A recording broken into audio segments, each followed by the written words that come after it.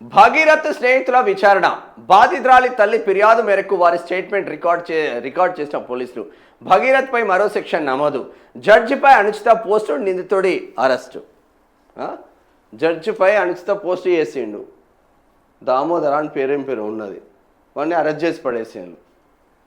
నువ్వు బెయిల్ ఇస్తే మీ భర్తకి ఇది చేస్తా అన్నారంట సెంట్రల్ వాళ్ళు. ఏది పడుతుంది, నోరు ఉంది కదా అని చెప్పేసి ఏది పడుతుంది నడుస్తుంది. పేట్ బషీరాబాద్ పోలీస్ స్టేషన్. కేంద్ర మంత్రి బండి సంజయ్ కుమారుడు బండి సాయి భగీరథ్ పై నమోదైన ఫోక్సో కేసులో పోలీసు బృందం విచారణను ముమ్మరం చేసింది. ఈ కేసులో అతడి స్నేహితుల ప్రమేయం పైన ప్రత్యేక దృష్టి సారించింది. బాధిత బాలికపై అఘాయిత్యం జరిగిన సమయంలో వారు కూడా ఘటన స్థలంలోనే ఉన్నారని, ఆ తర్వాత ఈ ఉదాంతం బయటికి రాకుండా తొక్కి పెట్టేందుకు ప్రయత్నించారని బాధితురాలి తల్లి తన ఫిర్యాదులో పేర్కొన్నారు. విషయాన్ని బయట పెట్టకుండా రాజీ కుదుర్చడానికి సెటిల్మెంట్ కోసం తీవ్రంగా యత్నించారని ఆరోపించారు. ఈ వ్యవహారంతో సంబంధం ఉన్న దాదాపు 10 మంది భగీరథ్ స్నేహితుల పేర్లను ఆమె పోలీసులకు అందజేశారు. దీంతో ప్రత్యేక అధికారి రితిరాజ్ ఆధ్వర్యంలో పోలీసులు భగీరథ్ స్నేహితుల నుంచి కీలక వివరాలు రాబట్టేందుకు వారిని సోమవారం పేట్ బషీరాబాద్ పోలీస్ స్టేషన్కు పిలిచి విచారించారు. ఘటన జరిగిన రోజు అసలు ఏం జరిగింది, బాధితురాలు ఆ విషయంలో ఏం చెప్పింది, అందుకు భగీరథ్ ఎలా స్పందించారు, రాజీ కోసం ఎవరెవరు ఒత్తిడి తెచ్చారు అనే కోణంలో ఆరా తీసి వారి స్టేట్మెంట్ రికార్డు చేశారు. జడ్జిపై పోస్టు, నిందితుడి అరెస్టు. సాయి భగీరథ్ పై నమోదైన ఫోక్సో కేసు ముందస్తు బెయిల్ పిటిషన్ విచారిస్తున్న హైకోర్టు న్యాయమూర్తి జస్టిస్ టి మాధవీదేవిని లక్ష్యంగా చేసుకుని దుష్ప్రచారం చేసిన దామోదర్ అనే వ్యక్తిని పోలీసులు అరెస్ట్ చేశారు.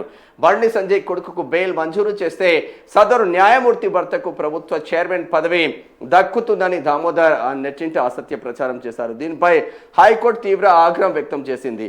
న్యాయ వ్యవస్థ ప్రతిష్టను మస్కబారేలా ఉన్న ఈ పోస్టులపై high court registrar B S Chiranjeevi Charminar పోలీసులకు ఫిర్యాదు చేయగా నిందితుడు దామోదర్ను అదుపులోకి తీసుకున్నారు.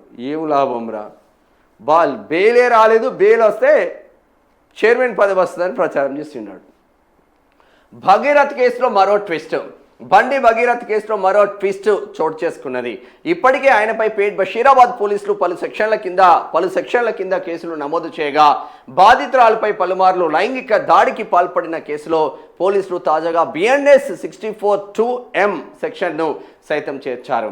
ఈ కేసులో భగీరథ్ పై నేరం రుజువైతే కనీసం 10 ఏళ్ల జైలు శిక్ష లేదా జీవిత ఖైదు పడే ఛాన్స్ ఉంది. ఇప్పటికే భగీరథ్ పై BNS 64(2)M, BNS 74, BNS 75 POCSO section 51 RW6 సెక్షన్లు నమోదు చేసిందంట.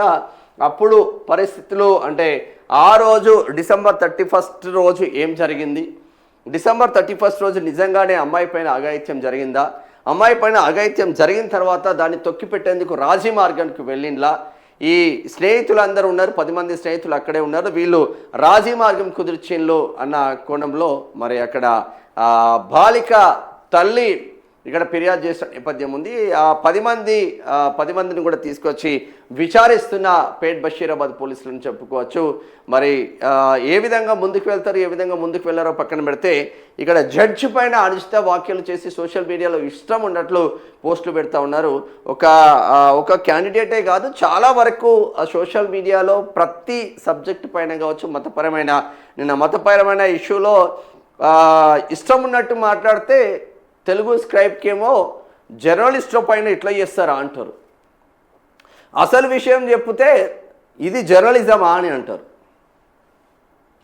తెలుగు స్క్రైబ్ అట్లా పాడైంది. దానిపైన కూడా కాంగ్రెస్ ఫోకస్ పెట్టినట్టు తెలుస్తూ ఉంది. అంటే బీఆర్ఎస్కు కేవలం అనుకూలంగా రాసుకొని అమ్మిని బొమ్మిని చేసి తిమ్మిని బొమ్మిని వస్తూ ఉంది తెలుగు స్క్రైబ్. వాళ్ళకి ఎక్కడి వరకు అవసరం ఉంటుందో అక్కడి వరకే ట్రోల్ చేస్తూ ఉన్నారు. దానిపైన స్పెషల్ ఫోకస్ పెట్టినట్టు తెలుస్తూ ఉంది.